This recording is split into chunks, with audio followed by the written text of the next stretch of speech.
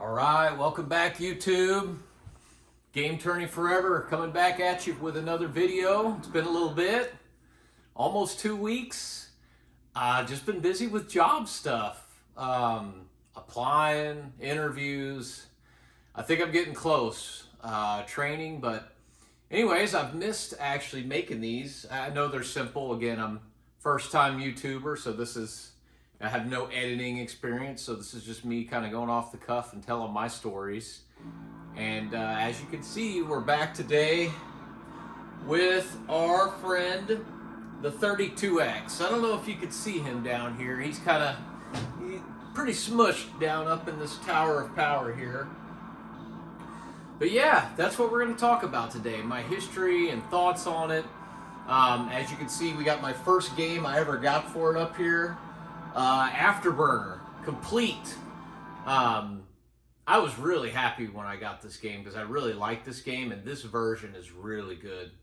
But anyway, we'll just get right into it with kind of my story and just everything about the 32X and history. And so when the 32X first came out back in '94, it actually came out around my birthday. I was born in November, so I was right in that period where a lot of console releases would happen.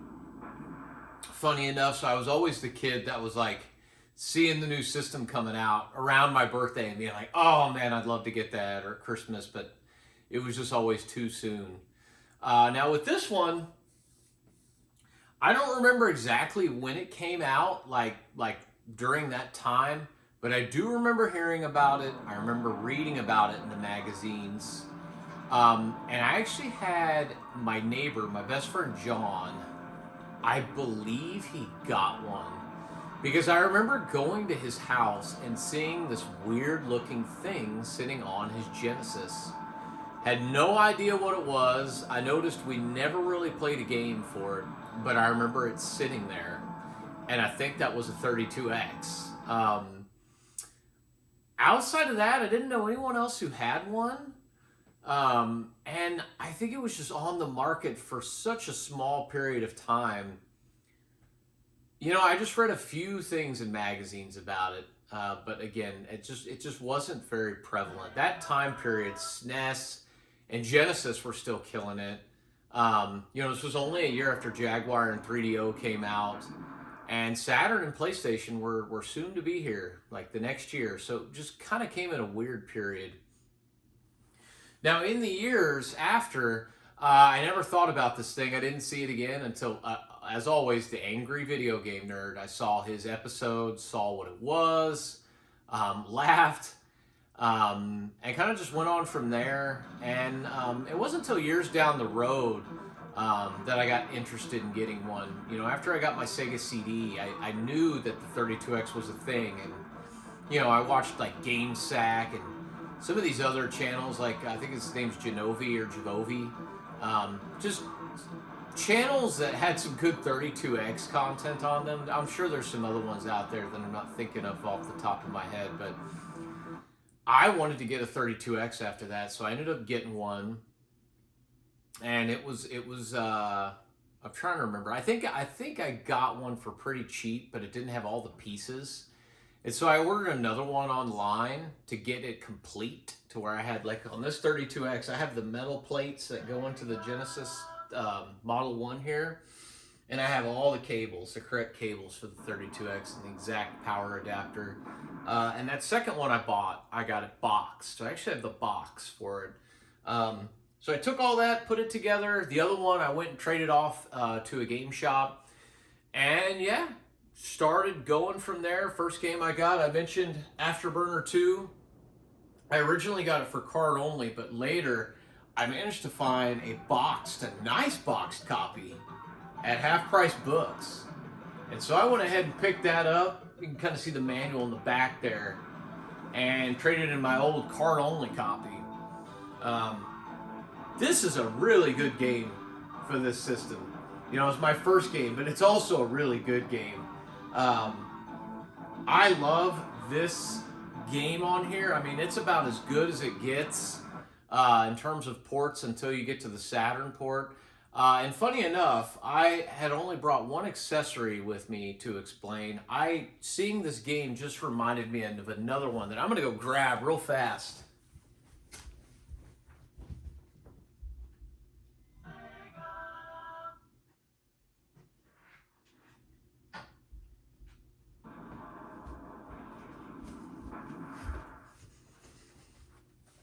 This crazy controller right here. I forgot I actually have this until I picked up Afterburner. This thing is crazy. I don't even remember what it's called. The Analog Digital Intelligent Controller System from Dempa Micom Soft. This is one of the earliest like analog controllers. And this controller has certain utilization with 32X and some Genesis games. Like a Genesis game I have that this works with is Art and Senna's Super Monaco GP2. You can actually use this, or I'm sorry, you turn this and you can turn with it. And then I forget exactly how you control, if it's like gas. But with Afterburner, it's awesome. This is like your high gear, your low gear, and you have analog control over this. You get analog control of the ship, and you got your weapons here. This is a sweet controller to use with this game. It's really, really cool. In fact, anytime I play this, I prefer to use this thing. This is pretty much the main reason I have this. It works on a couple other games as well, like Space Harrier and Musha. Hopefully I can get both those someday. But yeah, just a weird, odd accessory I have for the 32X and Genesis that I totally forgot until I looked at Afterburner. So, very neat controller. Let's see here, moving on. We'll start talking about some of my favorite games and then another accessory, as we just went into this one here. Let's see here. So for some of my favorites, this was another one of the early games I got for the system. Mortal Kombat 2. Now, I kind of went on a mission when getting Mortal Kombat to find the best ports of the game. I believe I showed you guys I had the Sega CD version of the first one. I kept running into that this was the best version of Mortal Kombat 2. I know there's a lot of people that claim the Super Nintendo is, and typically it's between this one and that one. There's things messed up with the Saturn. This is a better version of the Genesis, but from what I've seen, to me, this is the best version in terms of visuals, the sound, the animation. This is a really good port of the game and no load times. It's fantastic. And so I had to get this. Definitely wanted to add this to the collection. Another one of my favorites that I got fairly recently, I think actually at last Classic Game Fest last year here in Austin, I finally got Calibri. This is the little hummingbird shmup. You can see, you probably can't see on the back, but essentially you play this hummingbird and it's a shoot 'em up, a shooter. And you kind of travel around the level and you can get different power-ups. There's like a little heat-seeking power-up. That's my favorite. It's funny because it sounds like a little like shot from a little gun or something. But the visuals in this are really good. They really remind me of the Echo the Dolphin visuals in a way. And I think maybe even the developer's the same. But this is another really fun, underrated game for the system. And the visuals just look really nice, especially on a tube TV like this. I definitely recommend this one if you can find it. All right. Okay, another one of my favorites is going to be Knuckles Chaotix. Yes, the game just for the 32X, the Sonic title that I don't believe has been ever ported to anything else to this day. And this game is really interesting. I really like the bonus levels. I love the music. The music is so good in this game. I think it's called Door into Summer. Oh, so good. And the visuals are really nice too. The gameplay is a bit to get used to because of the rubber banding. sort of technique where you're attached to each other. I've always wanted to play this two-player. There is the capability to do that. I just don't think I have. But last summer, my son actually, I popped this in for him, and he played a good deal of it. Got pretty far, and he was skeptical, but then I think he learned to actually really like it.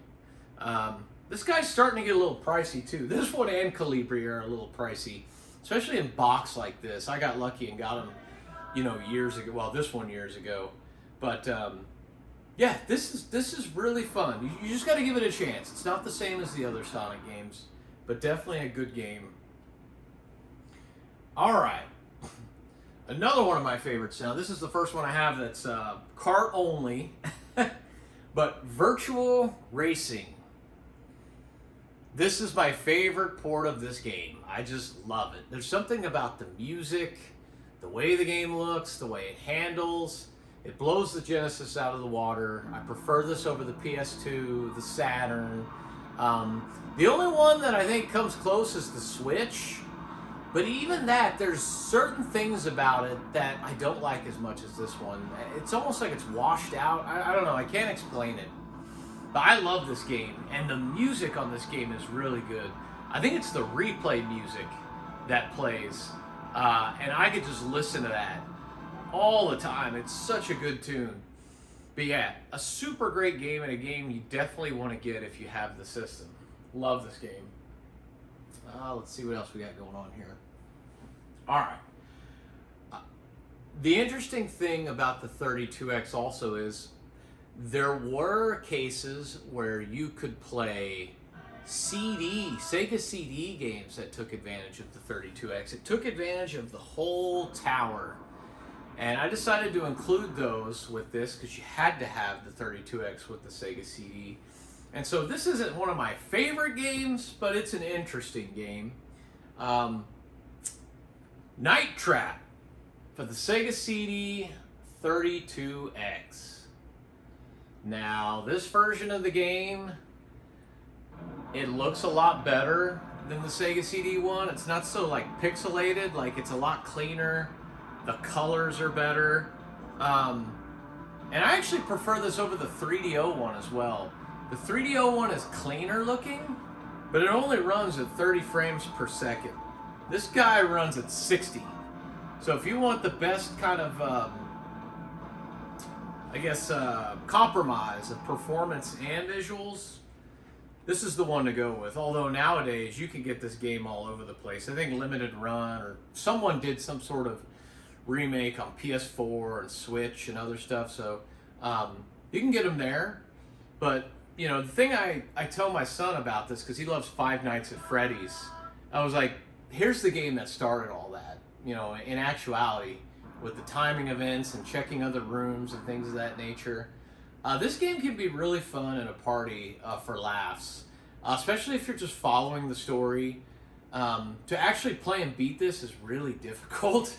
You have to play this over and over again and figure out where to go and where to trap. But it's definitely a novelty and something cool to pop in from time to time. Very neat game, and again, you have to have the full gamut. Sega CD 32X and Genesis for this one. Now, before I get into my last game and my rarest game, I'm going to tell a few more stories about the 32X. Mine was actually kind of screwy. It had this kind of wiggly line off to the side, so I sent it off to a modder, and he eventually fixed it. We had to go back and forth with it because he couldn't.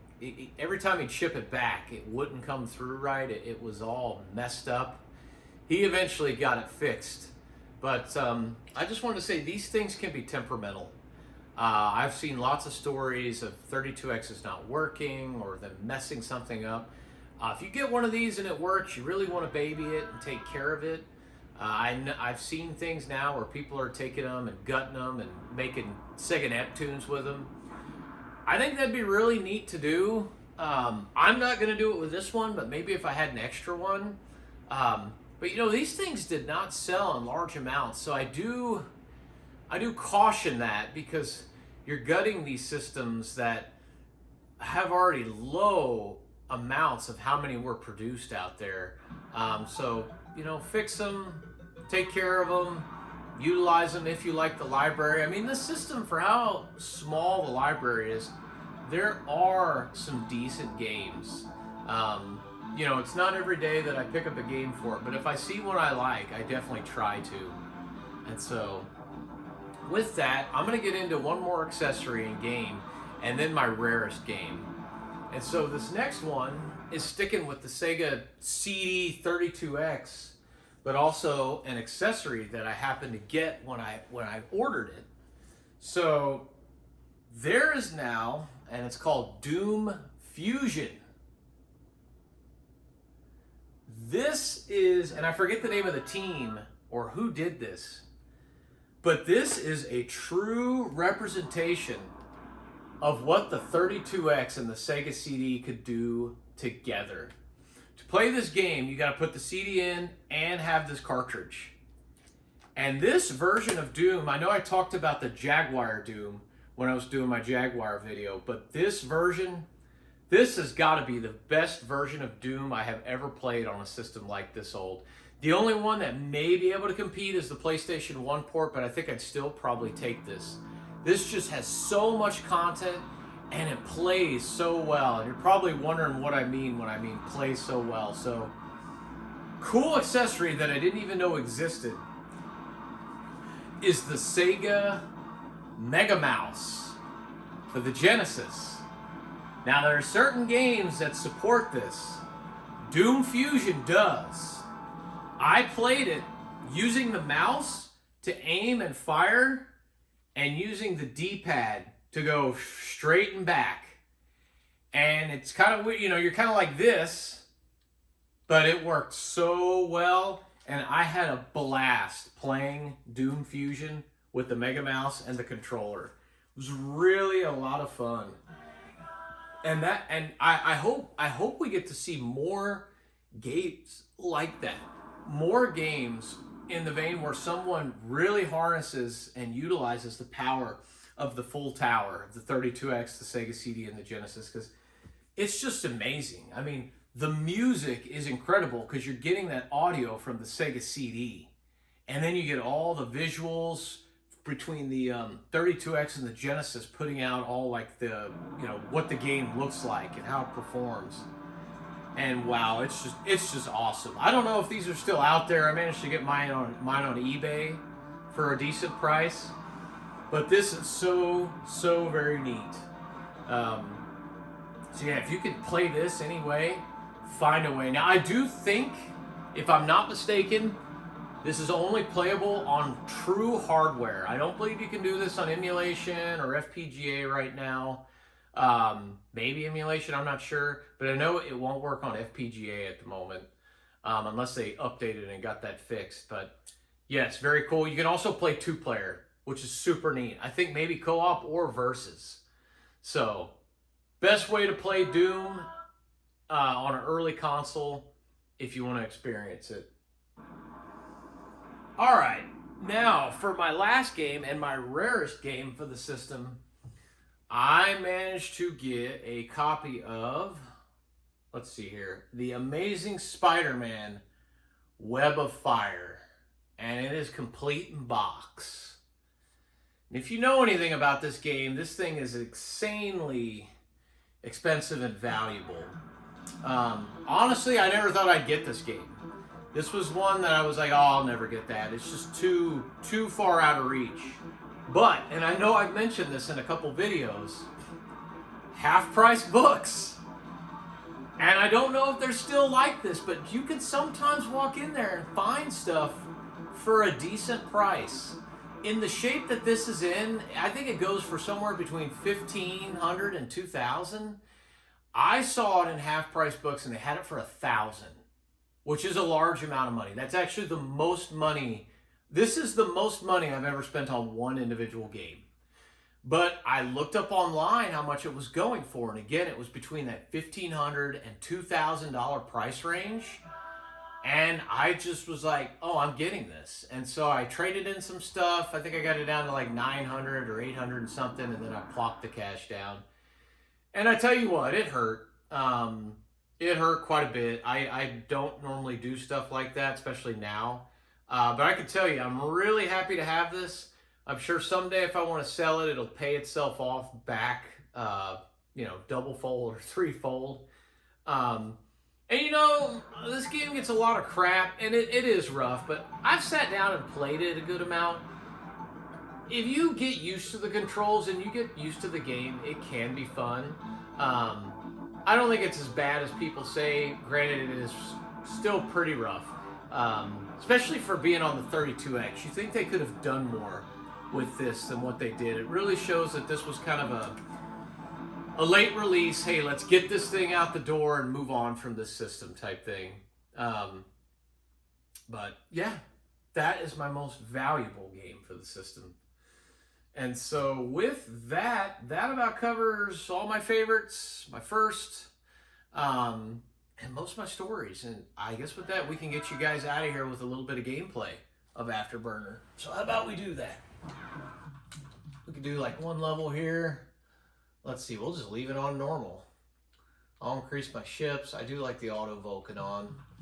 I'd love to play with that analog controller, but I think for now I'm just gonna go with the D-pad. Wow, that is intense. I'm gonna get out of the way there.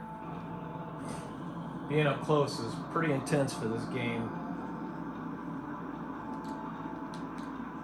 There we go.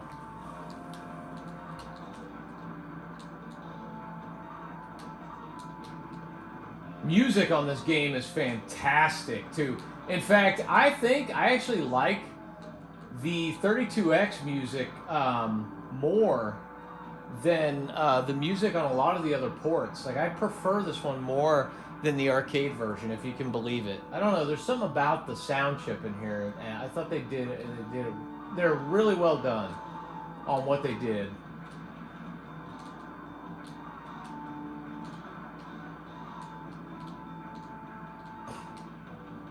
Now, what makes this game not as good as the arcade or the Saturn is it does only run at 30 frames per second. Outside of that, though, this game is almost arcade perfect. That 30 frames per second, and then some of the visuals aren't as good, but for the most part, this thing is a very comparable, beautiful port of this game. Trying to remember how to do the controls on the speed. Get some missiles here.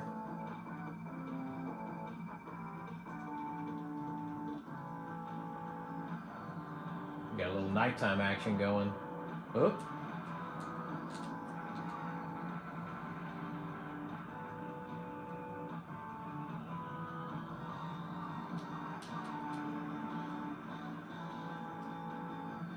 Oh, there we go. Okay.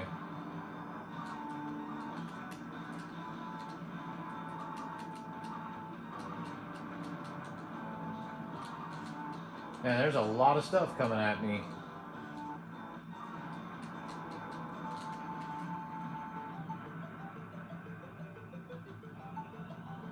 Man, I love that music.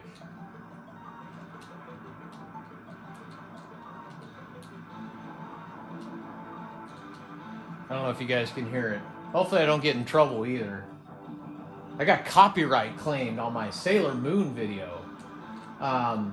It said it had no impact and it wasn't a strike. I don't know what that is. I don't know if I don't think I'm going to get big with my kind of channel, but I don't know what kind of effect that has on me or the video, despite them saying it has no effect. But yeah, I want to watch out for that moving forward. I may end up recording that later or taking that out, but in any case, guys, thanks for joining me for the 32X. We'll catch y'all next time.